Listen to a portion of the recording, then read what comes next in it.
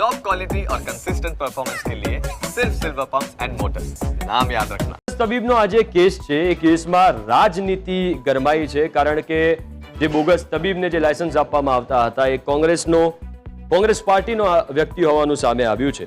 Bogus તબીબ બનાવવાની ગેંગનો મુખ્ય આરોપી રશેશ ગુજરાતી કોંગ્રેસનો નેતા હોવાનો ખુલાસો થયા બાદ રાજનીતિ ગરમાઈ છે। બીજેપીએ પ્રહાર કરતા કહ્યું કે કોઈ પણ મુદ્દાને આડા રસ્તે લઈ જનાર કોંગ્રેસ નેતાઓની હાલ બોલતી બંધ થઈ ગઈ છે। તો કોંગ્રેસે કહ્યું કે બીજેપીએ અમને સલાહ આપવાની જરૂર નથી। ને કહેવું છે કે તમે જે પ્રમાણે બીજા પ્રશ્નોની અંદર જ્યાં તો કોઈ ભારતીય જનતા પાર્ટીનો કોઈ કાર્યકર નહોતો, કોઈ જ નહોતું, માત્ર ભારતીય જનતા પાર્ટીના નેતાઓ સાથેના ફોટા જોઈ અને જે લોકો રાજીવ ગાંધી ભવનમાં પ્રેસ કોન્ફરન્સો કરતા હતા, ટીવી મીડિયાની અંદર મોટે મોટેથી બૂમો પાડતા હતા, એવા પ્રવક્તાઓ અત્યારે કોંગ્રેસના કોરાણે મુકાઈ ગયા છે। ક્યાં જતા રહ્યા છે ખબર નથી, કાં તો ભૂગર્ભમાં ઉતરી ગયા છે।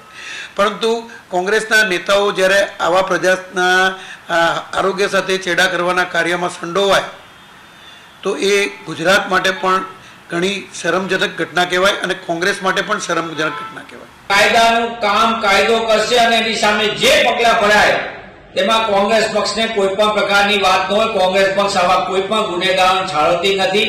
ગુનેગારોને, ભ્રષ્ટાચારીઓને, કાંડ અને કૌભાંડીઓને રાજકીય આશ્રયસ્થાન આપવા માટે પ્રખ્યાત ભાજપાના શાસકો લાજવાને બદલે ગાજી રહ્યા છે। ખેસ પહેરાવીને એને લૂંટવાનું લાયસન્સ આપનારા લોકો કોંગ્રેસને સલાહ ન આપે તો એ વ્યાજબી રહેશે।